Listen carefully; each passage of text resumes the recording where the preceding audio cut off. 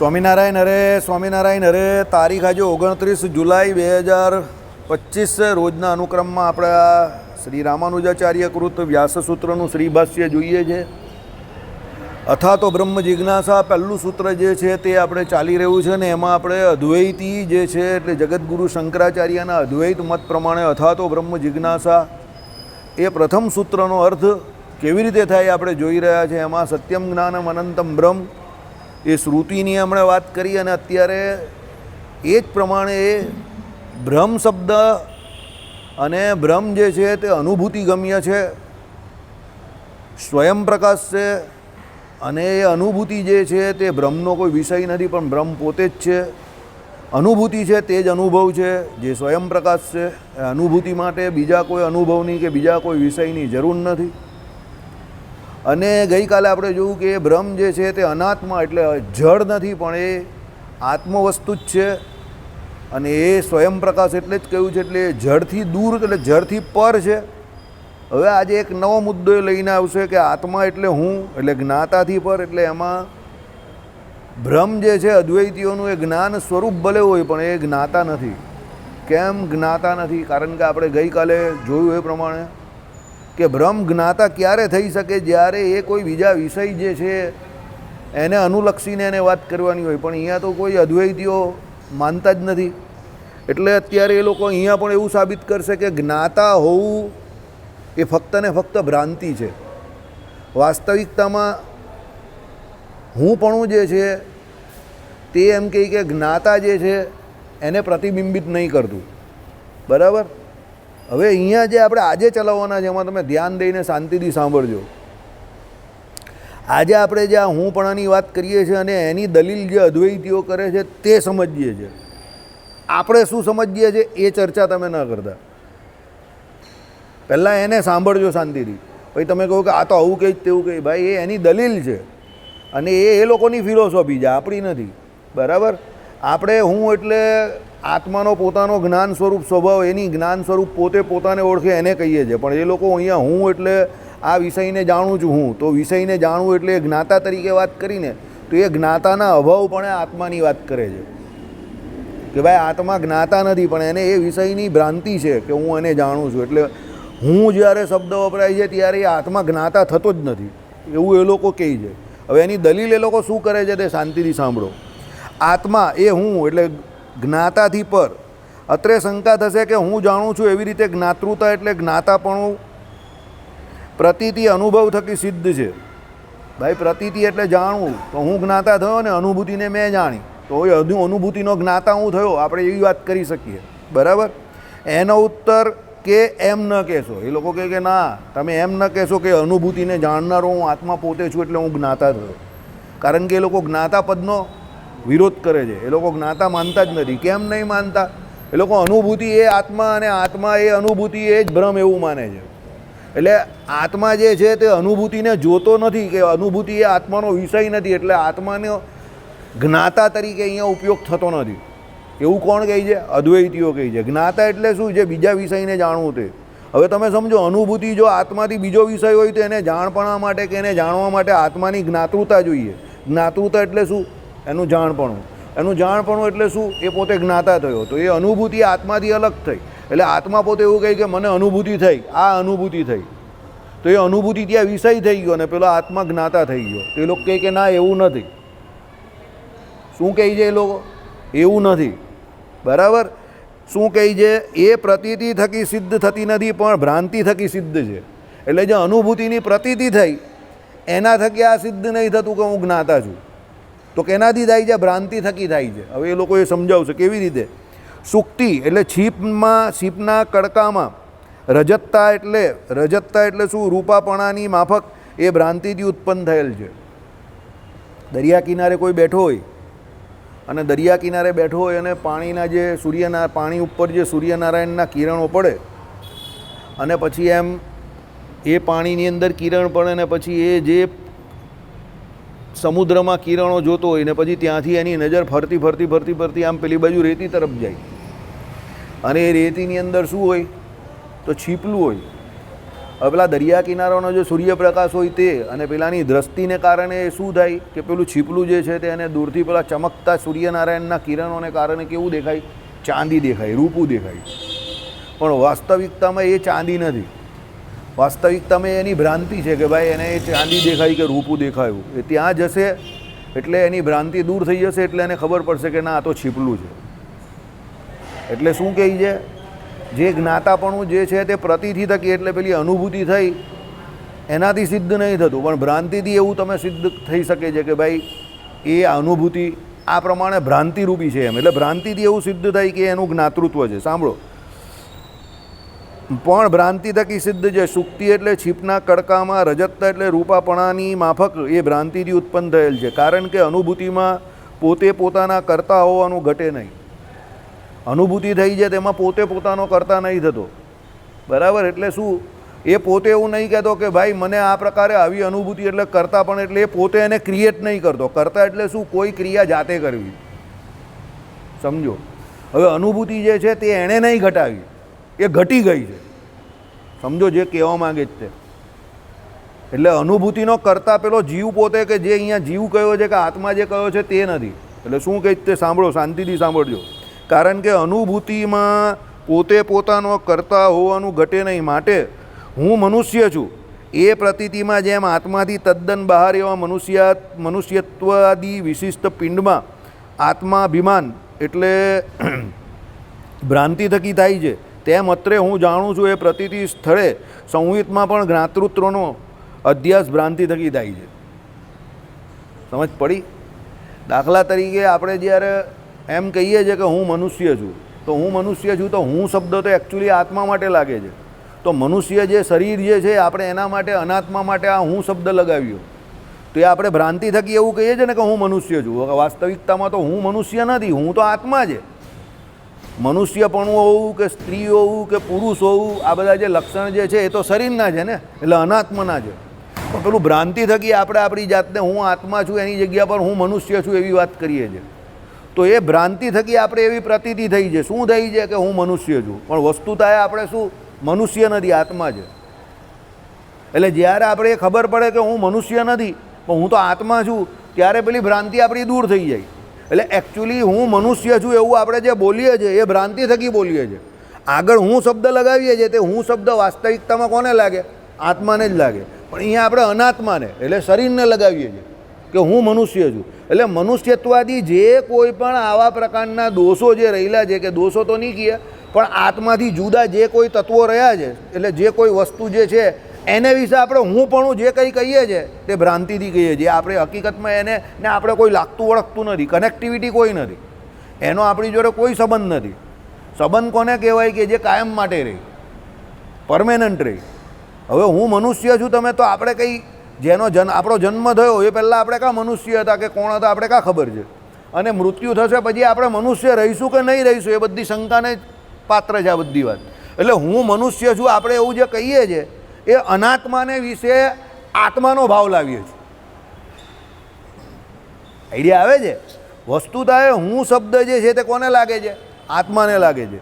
પણ મનુષ્યત્વાદી જે કોઈ લક્ષણો જે કંઈ છે બીજા, એને વિશે આપણે જે હું મનુષ્ય છું એવું જે કહીએ છીએ તે ભ્રાંતિથી કહીએ છીએ. દાખલા તરીકે આપણે એમ કહીએ કે દેવદત્ત જાનાની કે જાનામી, આ આપણે ભૂમિકાની અંદર લખેલું છે, કઈ વચનામૃત ભૂમિકા છે ને એમાં. તો ભાઈ દેવદત્તને હું જાણું છું, તો એકચ્યુઅલી દેવદત્તને આપણે આત્માને અંદરથી જાણીએ છીએ. પણ આત્માને જાણીએ એટલે ત્યાં આપણે શું સમજવાનું? કે એના શરીરને પણ જાણીએ જ છે. બંનેની વાત સાથે કરેલી છે. હવે અહીંયા એનાથી ઉલટી વાત કરેલી છે. અહીંયા શું કહ્યું છે? હું મનુષ્ય છું એમ આપણે જે કહીએ છીએ તે ફક્ત ને ફક્ત આપણે જે આપણી ભ્રાંતિ જે છે એને કારણે એવું કહે છે. બાકી હું તો આત્મા છું ને, હું કાં મનુષ્ય છું કે હું કાં પુરુષ છું કે હું કાં સ્ત્રી છું. એટલે એ ભ્રાંતિથી આપણે એવી અનુભૂતિ થઈ જ કે હું મનુષ્ય છું. સમજો, એકચ્યુઅલી તો હું આત્મા છું. એટલે એ લોકો શું કહે છે તે સાંભળો કે ભાઈ માટે હું મનુષ્ય છું એ પ્રતીતિમાં જેમ આત્માથી તદ્દન બહાર એવા મનુષ્યત્વાદી વિશિષ્ટ પિંડમાં આત્માભિમાન ભ્રાંતિ થકી થાય છે. હવે આ શરીરને વિશે આપણે પોતાપણું જે મનાવ્યું છે તે ભ્રાંતિ થકી જ મનાવ્યું છે ને. મને વાગ્યું એટલે શરીરને વાગ્યું છે ને, આત્માને થોડું કંઈ વાગે છે. આપણે શું કહીએ? શબ્દ શું વાપરીએ? મને વાગ્યું. એટલે આપણે મને વાગ્યું એટલે શું, આત્માને વાગ્યું એવો જ ઉલ્લેખ કરીએ છીએ, બરાબર. જ્યાં જ્યાં જે જગ્યા પર આપણે દેહાભિમાન છે ત્યાં દેહથી થકી ક્રિયા, જે કોઈ ક્રિયા થઈ છે કે દેહના અનુસંધાનમાં જે શબ્દો વપરાય તે બધા આપણે આત્મા અભિમાનમાં વાપરીએ છીએ. હું આવો છું, હું તેવો છું, હું પેલો છું, હું ફલાણું છું, હું ઢીમકું છું, આમ તેમ જે કંઈ કહીએ તે. હવે આ બધા જે હું શબ્દ આપણે વાપરીએ તે બધા દેહાભિમાનથી વાપરીએ છીએ. તે આપણી ભ્રાંતિ છે. એકચ્યુઅલી આપણે આત્મા છે, શુદ્ધ છે, અનાદિ છે, બરાબર. અને આપણે અજર અમર અછેદ અભેદ એ આપણું સ્વરૂપ છે, બરાબર. શાંત રહેવું કે સુખી રહેવું એ આપણું ઓરિજિનલ લક્ષણ છે. જ્ઞાન સ્વરૂપ છીએ, બરાબર. આનંદ સ્વરૂપ છીએ. પણ આપણે આપણા ઓરિજિનલ સ્વરૂપથી એકદમ ઉલટું વર્તીએ છીએ. કેવી રીતે કે પાણીનો ઓરિજિનલ સ્વરૂપ શું છે, તો ઠંડુ હોવું એકદમ સીધા. પછી એ પાણીને તમે કોઈ જગ્યા ઉપર ટેમ્પરેચરમાં મૂકો કે ચૂલા ઉપર મૂકો તો નીચે અગ્નિ પ્રગટા હોતે, એને કારણે એ ટેમ્પરરીલી કેવું થઈ જાય, ગરમ થઈ જાય. પછી પાછું એને સાઈડ પર મૂકો એટલે ઠંડુ થઈ જશે. આઈડિયા આવે છે? હવે જે ઠંડુ થવું એનો ઓરિજિનલ ઠંડુ પાણી એટલે ઠંડુ એટલે નોર્મલ ટેમ્પરેચર પર ઠંડુ જ લાગે, સમજો. વધારે ઓછું એ ટેમ્પરેચરને ઉપર છે, પણ પાણીનો મૂળ સ્વભાવ તો ઠંડો જ છે. પણ હવે અમુક જગ્યા પર એ ગરમ હોય છે વાતાવરણને કારણે, ને અમુક જગ્યા પર તમે એને ગરમ કરો છો, બરાબર. અહીંયા એવી વાત છે કે આપણે પોતે આત્મા જે છે તે તો સુખીઓ જ છે, આનંદ સ્વરૂપ છે. જ્ઞાન અને આનંદ નામના ગુણ જે છે તે એનામાં રહેલા જ છે. પણ એ આત્મા પોતે માયાનો સંગ કરી કરીને, કુસંગ કરી કરીને પોતે પોતાને દુઃખી માની બેઠો છે કે માયાના જે કોઈ પણ દોષ જે છે તે પોતે પોતાના વિશે કલ્પી બેઠો છે, ભ્રાંતિએ કરીને. એટલે અહીંયા શું કહ્યું કે મનુષ્યત્વાદી જે કોઈ આત્માથી ટોટલી ભિન્ન પ્રકારના લક્ષણો આપણે આપણામાં જેમ ભ્રાંતિથી માની બેઠા છે અને એની પ્રતિથી આપણે જેમ થાય છે, એવી રીતે ભ્રાંતિથી આપણે આ અનુભૂતિ જે છે તેનો જે હુંપણાનો જે ભાવ આવે છે તે ભ્રાંતિથી છે, સ્વતઃ સિદ્ધ નથી. આઈડિયા આવે છે? આવું કોણ કહે છે? અદ્વૈતીઓ કહે છે. એટલે તેમ અત્રે હું જાણું છું એ પ્રતીતિ સ્થળે સંહિતમાં પણ જ્ઞાતૃત્વનો અધ્યાસ ભ્રાંતિ થકી થાય છે. સંહિત એટલે આત્મામાં, બરાબર. એને એ લોકો સંહિત કહે છે. જો ગઈકાલે આ શબ્દ સંહિત વાળો આવી ગયેલો, 3 શબ્દ એક સાથે. સંહિત અનુભૂતિ સકલ ભેદ રહિત. એ શું કહ્યું? અનુભૂતિ એ જ આત્મા એમાં. એટલે સંહિત એટલે તમે અહીંયા એને અનુભૂતિ શબ્દ કહી શકો ને એને જે લોકો આત્મા કહી છે પાછા, બરાબર. એટલે શું કહી છે તે સાંભળો. એટલે અહીંયા હું જાણું છું, તેમ અત્રે હું જાણું છું એ પ્રતીતિ સ્થળે સંહિતમાં એટલે અનુભૂતિમાં પણ જ્ઞાતૃત્વનો અધ્યાસ ભ્રાંતિ થકી થાય છે. એટલે અનુભૂતિ જે છે એમાં જ્ઞાતૃત્વ એટલે શું કે તમે એને જોઈ રહ્યા છો, એ જ્ઞાતૃત્વનો અધ્યાસ તમને ભ્રાંતિ તૂકી થઈ રહેલા છે. એટલે તમે એ અનુભૂતિ થકા જુદા છો અને એમ કહીને તમે એ જે અનુભૂતિને જોઈ રહ્યા છો એવી તમે જે વાત કરો છો એ ફક્ત ને ફક્ત તમારી ભ્રાંતિ છે, કારણ કે તમે પોતે જ અનુભૂતિ છો. આવું કોણ કહે છે? અદ્વૈતીઓ કહે છે. તમે એ અનુભૂતિને જોઈ નહીં રહ્યા કે તમે એના જ્ઞાતા નથી, તમે પોતે જ અનુભૂતિ છો. આત્મા પોતે જ અનુભૂતિ છે, એટલે તમે એના જ્ઞાતા નથી, સમજો. અનુભૂતિ કોઈ એવો વિષય જુદો નથી તમારાથી કે તમે એને જોઈ શકતા હો. અદ્વૈતીઓ આવું કહે છે. થોડું સમજવું અઘરું છે, પણ એટલું બધું અઘરું પણ નથી. હું ઘરે એકવાર વાંચીને આવેલો, પછી બીજી ફેરી મેં જોયું, મેં કહું આ લપેટા ગોળ ગોળ પાછા ચાલુ કરી રહ્યા એ લોકોએ, બરાબર. એટલે આમાં શું છે સમજો, આમાં શું છે સમજો. 2 પ્રકારની રીત છે. હવે આમાં ઘણા લોકો અત્યારે આવતા નથી, કારણ કે એ લોકોને રસ ઓછો થઈ ગયો કે ઉઠી ગયો જે હશે તે, એ લોકો છોડી દીધું કે આમાં કંઈ મજા નથી ને એમ કરીને. પણ આ ભાઈ જેવાને કદાચ રસ પડે એટલા હવે આવતા થયા, બરાબર. આ પેલા ભાઈને બી રસ પડતો થયો કે આમાં કંઈ નવું આવે, ચાલની મજા આવે છે જે કંઈ, તો આવતા પણ થાય. એટલે આ કેવો વિષય છે? આ ભગત છે એને પણ આ કેવો વિષય છે સમજો. આ રસનો વિષય છે. તમારે આમાં રસ કેળવવો પડે. આમાં કંઈ રંગબિરંગી વાત કે ચરિત્ર આવવાના નથી, આમાં આવું જ આવશે. એટલે આમાં તમારે શું થોડું મગજ એલર્ટ રાખીને તમે એ લોકો શું કહેવા માગે છે સમજવાનું. આ ખાલી સમજવાનું છે. મૂળ જે આપણો સિદ્ધાંત તે પાછળથી આવશે. 175 પાના પૂરા થશે ને પછી આવશે.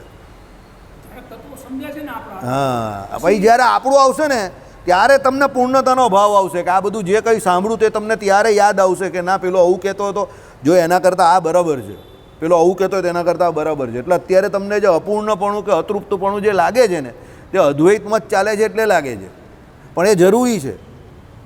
દાળ ભાત ખાઉં ને, જે ઘી નહીં ખાતો હોય ને એને ખબર નહીં હોય, પણ જે ઘી ખાતો હોય એને ખબર પડે કે દાળ ભાત પૂર્ણ ક્યારે થાય? જ્યારે અંદર 1 ચમચી ઘી પડે. ખીચડી કઢીમાં એક ચમચી ઘી પડે, એ ઘી વગર કોરું કોરું લાગે. આ એવું છે, જ્યારે રામાનુજ વેદાંતનો એની અંદર તડકો લાગશે ને એટલે તમને ખબર પડશે કે આ ઘી પડ્યું.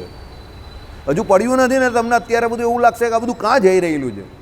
પણ આ અદ્વૈત વેદાંત છે એમાં એ શુષ્ક જ છે. ભગવાન એ લોકોને શુષ્ક વેદાંતિ જ કહ્યા છે ને એ શુષ્ક જ છે.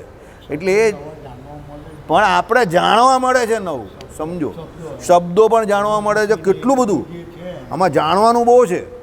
બીજું, આ તમને મેન્ટલ ટફનેસ આપે જ થોડીક, કે તમારી પોતાની સમજવાની કેપેસિટી અને મારી પોતાની સમજાવવાની કેપેસિટી બંને એક ચેલેન્જ પર છે. શોએબ અખ્તરને એક જગ્યા પર હમણાં પૂછવામાં આવેલું કે what is your opinion regarding Sachin Tendulkar. તે કે હમ दोनों ने एक दूसरे को बेहतर क्रिकेटर बनाया. ત્યારે પેલો કે એવું કેવી રીતે? તે કહે કે જ્યારે કલકત્તામાં મેં એને યોર્કર મારીને એની દંડી ગુલ કરી નાખેલી, ત્યાર પછી એને પણ લાગ્યું કે 150ની સ્પીડ પર યોર્કર આવે તો એને કેવી રીતે રમવો. એટલે ભાઈ 2003ના વર્લ્ડ કપમાં પુષ્કર તૈયારી કરીને આવેલો ને એ બહુ જોરદાર રહ્યું અમને, અને અમને મેચ અમારા હાથમાંથી કાઢીને લઈને ચાલ્યો ગયો. એટલે અમુક સમય પર અમુક જ્યારે એમ કહી કે ઓવરોમાં જ્યારે અમુક ભાગના મેચના અમુક હું હાવી થઈ જતો હતો, પછી અમુક જગ્યા પર એ હાવી થઈ જતો હતો, તો અમે બંને એકબીજા વિશે જે વિચારતા હતા અને અમે બંને જે કે એ સમયના જે બોલરો એને આઉટ કરવાનું વિચારતા હતા, એનાથી ક્રિકેટ જે છે એ પબ્લિકને બહુ સારી જોવા મળતી હતી.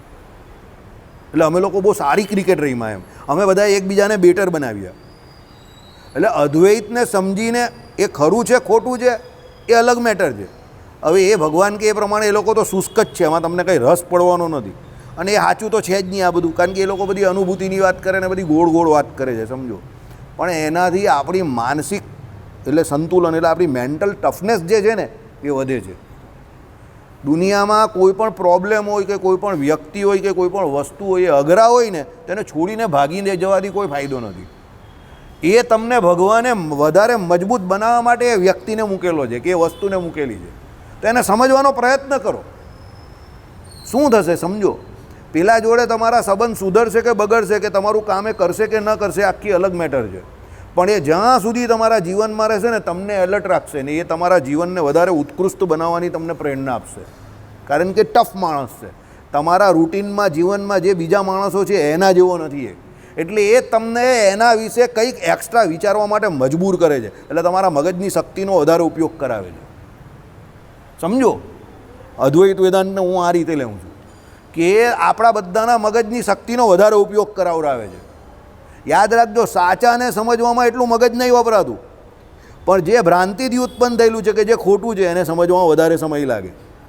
જે માણસ સાચું બોલે છે કે સીધું બોલે છે એને ઓળખવામાં કોઈ પ્રોબ્લેમ નથી, પણ જે મેન્યુપ્યુલેટેડ છે, અહીંયા આવી વાત કરે ને બીજી વાત કરે ને ત્રીજે એને ઓળખવો બહુ અઘરો છે. આપણા નેતાઓની જેમ એ અહીંયા આવી વાત કરે ને ત્યાં પેલી વાત કરે ને બીજી ત્રીજી જગ્યા બધી, તો એ લોકોને ઓળખવા માટે તમારે વિચાર કરવો પડે કે અહીંયા કેમ આવું બોલે, આ ઊંધા ગીત કેમ ગાય છે, સમજો.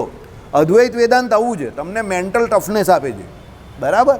એટલે ટફ રહેવું મેન્ટલી, એ જે કંઈ કહે તેને સમજવું, સાંભળવો શાંતિથી, અકળાઈ નહીં જવાનું. અને છોડી દેવું તો એ કોઈ પણ બાબતમાં કોઈ પણ વસ્તુને તમે છોડી દેવો ને એ કંઈ નિરાકરણ નથી, બરાબર. ચાલો, એટલે અહીંયા શું કહ્યું, જ્ઞાતૃત્વ. હવે સમજો, એટલે સંહિતમાં પણ જ્ઞાતૃત્વનો અધ્યાસ ફક્ત ભ્રાંતિ થકી થાય છે. જ્ઞાતૃત્વ એટલે જ્ઞાન ક્રિયા કર્તૃત્વ. જ્ઞાતૃત્વ એ લોકો કોને કહે છે તે સાંભળો, કે જ્ઞાન નામની ક્રિયા જે છે એના કરતા તમે છો. એ કરતાપણાનો અનુભવ અભિમાન તમને જ્યારે થાય એ જ્ઞાતૃત્વ છે. તમે કોઈ પણ જગ્યા પર કોઈ પણ જ્ઞાનને રિલેટેડ કામ કરો અને તમને એનો જ્યારે એમ થાય કે આ કામ મેં કર્યું, એટલે જ્ઞાન ક્રિયાનું કર્તૃત્વ તમને જ્યારે અભિમાન આવે કર્તૃત્વપણાનું, ત્યારે સમજવાનું કે તમે જ્ઞાતા બન્યા. પણ તમે જે આમ જ કરતા હોય એમાં એના જ્ઞાતા નથી, સમજો. તમે કોઈ પણ કાર્ય કરો એના જ્ઞાતા તરીકે તમે ક્યારે ઓળખાવ કે તમે જે ક્રિયા કરી એ જ્ઞાનની ક્રિયા કરી, જ્યારે પણ કરી, એટલે એ જાણવા માટે કે એ જણાવવા માટે બીજાને જે પ્રયત્ન કર્યો એ પ્રયત્નરૂપી જે ક્રિયા કરી અને એનો જે તમને અભિમાન થયું કે આ મેં કર્યું, મેં પણ, બસ એ જ્ઞાન ક્રિયા કર્તૃત્વ જે છે એ જ તમારું જ્ઞાતૃત્વ છે, એ તમને જ્ઞાતા બનાવે છે. અને એ જ જે ગીતાજીમાં ભગવાને કહ્યું ને એ જે સમય પર પોતે જ્ઞાતા બન્યો કે એ પોતે કરતા બન્યો, કર્તવ્યમ અવશ્યમ ભોક્તવ્યમ, એટલે પછી એને એ કર્મનું ફળ લાગી જાય. પણ જે કર્મ તમે ભગવત પ્રસન્નાર્થે એટલે ભગવાનને રાજી કરવા માટે કરો, હવે એ ગમે એટલું સામાન્ય કર્મ હોય કે ગમે એટલું મોટું કર્મ હોય, પણ એ કર્મનું ફળ તમને નથી લાગતું. સમજો. એટલે અહીંયા શું કહે છે?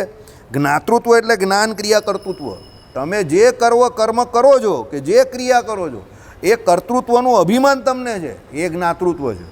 બાકી નોર્મલી નો પ્રોબ્લેમ. નોર્મલ પણ એ લોકો કોઈ પણ ક્રિયા કરતા હો તમે તો એમાં જ્ઞાતાની તો એટલે જ્ઞાનની તો જરૂર છે જ. પણ અહીંયા આ લોકો જ્ઞાતા કોને કહી છે તે સાંભળો. જ્ઞાન ક્રિયા કર્તૃત્વ જે હોય તે જ જ્ઞાતા, એટલે જાણનારો. જ્ઞાતા એટલે જાણનારો. તો એ ક્યારે કે એ જ્ઞાન ક્રિયા કર્તૃત્વ એટલે એણે જે કોઈ ક્રિયા કરી એમાં જે કોઈ જાણવાની પ્રોસેસ થઈ એમાં એ પોતે પોતાને કરતા સમજે છે, તો જ એ જ્ઞાતા કહેવાય. જો એ પોતે પોતાને કરતા નથી સમજતો તો એ જ્ઞાતા નથી. સમજી ગયા? ચાલો. એ કર્તૃત્વ જે વિક્રિયાત્મક છે, જળ અને અહંકાર ગ્રંથિ હુંપણાની ગાંઠરૂપી વિકારી દ્રવ્યમાં રહેલું છે. વિક્રિયાત્મક એટલે શું? જે ક્રિયા કરવામાં વિકાર થતો હોય એ વિક્રિયાત્મક. અને સાંભળો એના પછી, તે અવિક્રિય સાક્ષી ચિન્માત્ર વસ્તુ જે આત્મા તેમાં કેમ સંભવે? બહુ ખતરનાક દલીલ કરેલી છે એ લોકોએ. સમજો, હું એટલે અદ્વૈતને છે ને નિગ્લેક્ટ નહીં કરતો. મને જરા મજા આવે છે. When it's going tough, tough gets going. મને આમ પણ જરા ટફ લાઈફમાં જરા હોય તો મને મજા આવે જરા. હું એને એન્જોય કરું છું.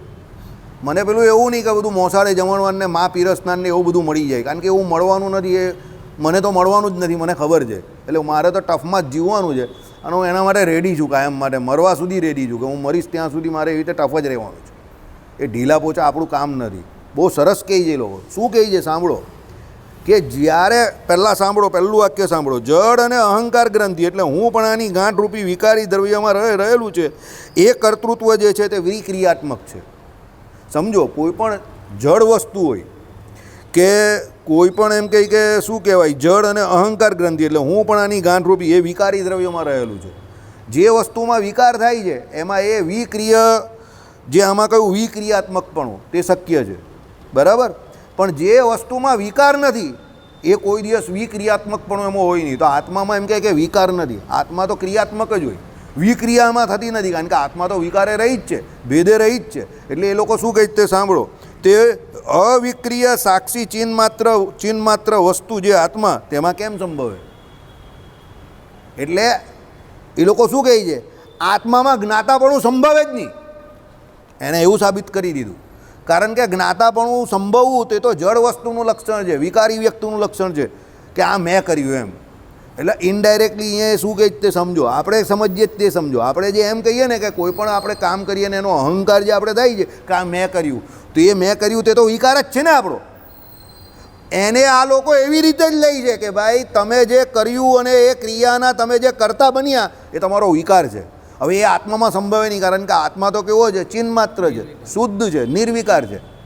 એટલે તમે જે એમ કહેવું છો ને કર્તા બનીને કે જ્ઞાતા બનીને કે આ મેં કર્યું અને એનો જ્ઞાતા હું છું, તે એકચ્યુઅલી તમે એના કર્તા કે જ્ઞાતા નથી, પણ તમે ભ્રાંતિથી એવું માનેલું છે.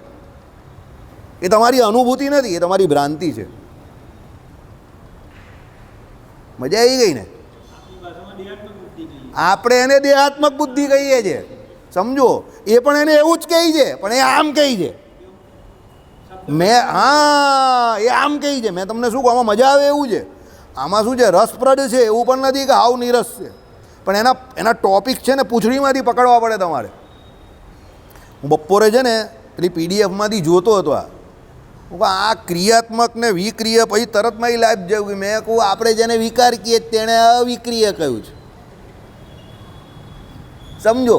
પછી આગળ પેલું જે વિક્રિયાત્મક છે એટલે મેં કહું વિકારવાન કહ્યું છે. મેં કહું સાલાઓ બધા શબ્દની મારામારી કરે છે, માનીને બાપાની બૈરી કર્યા કરે છે, બીજું કંઈ છે નહીં. સમજો મારી વાત. આપણે જે જગ્યા પર વિકાર શબ્દ વાપરીએ છીએ ત્યાં એ લોકો શું વાપરે છે? વિક્રિયવાન. અને જે જગ્યા પર આપણે એવું કહીએ છીએ નિર્વિકારી, ત્યાં એ શું કહે છે? આયરું કે અવિક્રિય. હવે અવિક્રિય શબ્દ તો જો. હવે હું આમ ફટાફટ વાંચી જાઉં તો તમે અટવાઈ જાઓ ને. સાંભળો જો. જ્ઞાતૃત્વ એટલે જ્ઞાન ક્રિયા કર્તૃત્વ. એ કર્તૃત્વ જે વિક્રિયાત્મક છે. જળ અને અહંકાર ગ્રંથિ એટલે હુંપણાની ગાંઠરૂપી જે વિકારી દ્રવ્યમાં રહેલું છે તે અવિક્રિય સાક્ષી ચિહ્ન માત્ર વસ્તુ જે આત્મા તેમાં કેમ સંભવે? તમે કેવું યાર, કોઈ દરવાજો બીજો અહીંયા પણ બનાવવો જોઈએ, પાછળથી કૂદીએ સીધા ભાગો. હવે આ જ વાક્યને આપણે છૂટું પાડીને સમજ્યા તો કેટલું સરળ છે. આજે મેં તમને છેલ્લી 20 મિનિટથી જે સમજાવ્યું આ એ જ વાક્ય છે, પણ મેં તમને છૂટું પાડીને સમજાવ્યું. એણે આવી રીતે લખેલું છે, બરાબર. હવે આ આખા સભામાં આના સિવાય આ કોઈ નહીં સમજાઈ શકે, બરાબર. આ પેલા જેવો છે, પેલો રાજા પાસે ગયેલો ને પેલો, બરાબર. કેટલા તત્વો છે? તો પેલા આમ જે ઈશારો કરેલો ને તન તત્વ છે. આજે કંઈ તન તત્વ છે, જીવ ઈશ્વર ને માયા. હવે પેલાને કંઈ ખબર જ નહીં હતી. હવે પેલાએ તો આમ જ આંગળી ઊંચી કરેલી. રાજા કે આ તો બહુ જ્ઞાની માણસ લાગે છે અને ગુરુ બનાવી દો આપણે તા. તેમાં આવી આમ કરીને 3 તત્વ જે ઊંચા કરી નાખ્યા, બરાબર. હસે છે નહીં વિચારો, એને હસવાની તકલીફ પડે છે. ચાલો હવે સમજો. દ્રષ્ટિ એટલે કે અનુભવ. દ્રષ્ટિ એટલે શું? જે દેખાયું. આપણે શું કહીએ? અનુભવને દ્રશ્યમાન. જે વસ્તુ આપણે દ્રશ્યમાન થાય એટલે જે દ્રશ્ય, આપણે એને દ્રશ્ય કહીએ કે દ્રશ્ય, બરાબર. આને એ લોકો દ્રષ્ટિ કહે છે, આપણે દ્રશ્ય કહીએ. સાંભળો, દ્રષ્ટિ એટલે કે અનુભવ તેને આધીન સિદ્ધિવાળું હોવાથી કર્તૃત્વ આદિ પણ એટલે રૂપ આદિકની માફક આત્માનો ધર્મ હોઈ શકે નહીં. સમજો, રૂપ જે છે એ શું છે? તો ચક્ષુ જે છે, આંખ જે છે, આંખ રૂપને જોઈ છે, તો રૂપ એ ધર્મ છે. અને આંખ જે છે તે ત્યારે એની અંદર રહેલા આત્માને હિસાબે ધર્મી તરીકે કામ કરે છે. આંખ જ ત્યારે ધર્મી થઈ ને, કારણ કે આંખ જોઈ છે. ધર્મી એકચ્યુઅલી તો જીવ છે, પણ અહીંયા પેલી ઇન્દ્રિય જે આંખ જે છે તે જોવાનું કામ કરે છે. એટલે આપણે નહીં કહેતા દ્રષ્ટા, તો દ્રષ્ટા અહીંયા કોણ? જીવ. હવે એ દ્રષ્ટા, શ્રોતા, તો શ્રોતા જીવ, પણ એકચ્યુઅલી સાંભળવાનું કામ કરે કોણ છે? તો શ્રોત્ર. દ્રષ્ટા તો જીવ છે, પણ એકચ્યુઅલી દ્રષ્ટિનું કામ, જોવાનું કામ કોણ કરે છે? આંખ કરે છે. સમજો, એટલે આંખ જે છે, ચક્ષુ જે છે, રૂપ નામનો જે ધર્મ જે છે તે ચક્ષુ શું થાય? ચક્ષુગ્રાહ્ય છે. હમણાં પરમ કે ચોથે દિવસ આવ્યો, બરાબર. સાંભળો, એટલે શું કહે છે? દ્રષ્ટિ એટલે કે અનુભવ તેને અધીન સિદ્ધિવાળું હોવાથી કર્તૃત્વ આદિ પણ રૂપાદિકની માફક આત્માનો ધર્મ હોઈ શકે નહીં. એટલે એનો કહેવાનો મતલબ એવો છે કે જે કર્તૃત્વ જે છે, એટલે જે કર્તૃત્વ એટલે મેં આ કામ કર્યું તે એ દેખાતું નથી દ્રશ્યની જેમ. તો દ્રશ્ય જેમ દેખાય છે એમ પેલું જે કર્યું એ દેખાતું નથી. કર્તૃત્વપણું, કર્તાપણું દેખાતું નથી. એટલે એ શું કહે છે? સાંભળો, કર્તૃત્વ આદિ પણ રૂપાદિકની માફક આત્માનો ધર્મ હોઈ શકે નહીં. એટલે એ આત્માનો ધર્મ નથી. એટલે આત્મા કોઈ દિવસ જ્ઞાતા હોઈ શકે નહીં. એટલે કહેવાનો મતલબ શું? જ્ઞાતા એ કેમ નહીં કહેતો એ સમજો. જ્ઞાતા આત્માનું હોવું એ ધર્મી ધર્મભાવને સિદ્ધ કરે છે. અને આ લોકો ધર્મને તો માનતા નથી. ચક્ષુનો ધર્મ શું છે? રૂપને જોવાનો છે. એટલે ચક્ષુ જેમ રૂપને જોઈ એની જેમ આત્મા પોતે કરતા છે એવું તમે કહી શકો નહીં. કેમ નહીં કહી શકતા? કારણ કે એનો ધર્મ નથી. ચક્ષુ જે છે તે રૂપને જોયે જ છે, પણ આત્માનું જે કર્તાપણું જે છે તે દેખાતું નથી. સમજો, બહુ ખતરનાક કહી જાય લોકો. બાઉન્સર બોલ નાખેલો છે, માથા પર વાગ્યો. સાંભળો કેવી રીતે. સુષુપ્ત મૂર્છાદિમાં અહમ પ્રત્યય એટલે હું એવા જ્ઞાનનો અભાવ છે, છતાં પણ ત્યાં આત્મ અનુભવ જોવામાં આવે છે. કેવી રીતે? સાંભળો, કોઈ સુષુપ્તિ અવસ્થામાં ગયો, કાં કોઈ મૂર્છા અવસ્થાને પામ્યો, પછી એ ઉઠશે ને, પછી એ કહેશે કે કંઈક આ સમયે મને આવું કંઈક થયેલું ને આટલા સમયે. એટલે એ એની જાતને ઓળખે છે. એટલે હું પણ તો ત્યારે એને હતું જ. આપણે રાત્રે સૂઈ જઈએ તો સવારે ઉઠીએ છીએ, તો રાત્રે આપણે સુષુપ્તિ અવસ્થામાં જઈએ તો છે જ ને 2 કલાક પણ. તો સવારે ઉઠીએ જ તો આપણે એ કહીએ છીએ કે ભાઈ હું સૂઈ ગયેલો. એટલે જે સમય દરમિયાન આપણે અજ્ઞાત અવસ્થામાં હતા એ સમય પહેલાં અને એ સમય પછી આપણે જ્ઞાત અવસ્થામાં જ્યારે આવીએ ત્યારે આપણે ખબર હોય છે કે આટલા સમય આપણે અજ્ઞાત અવસ્થામાં હતા.